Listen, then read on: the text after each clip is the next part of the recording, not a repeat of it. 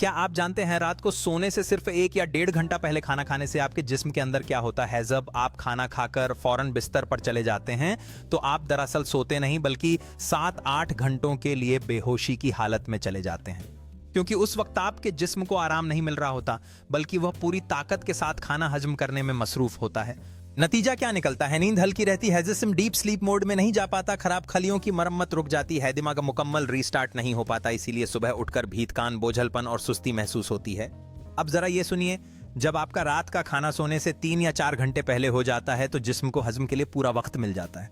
उसके बाद नींद गहरी हो जाती है, ख्वाब ज्यादा वाजे होते हैं, दिमाग सुकून में चला जाता है, जिस्म अंदर से खुद को ठीक करना शुरू कर देता है, खलियों की मरम्मत बेहतर अंदाज में होती है, यानी आपकी नींद सिर्फ आराम नहीं बल्कि शिफा बन जाती है। अगर आप वाकई सेहतमंद जिस्म और साफ जहन चाहते हैं तो याद रखिए, रात का खाना जल्दी। नींद गहरी आदत नहीं, ये इलाज है। इस पर अमल करेंगे तो आप दिन भर एक्टिव और तरोताजा रहेंगे। इस तरह की सेहत, इस्लामी और साइंसी मालूमात के लिए काजी टीवी 591 को सब्सक्राइब करें और दोस्तों के साथ जरूर शेयर करें।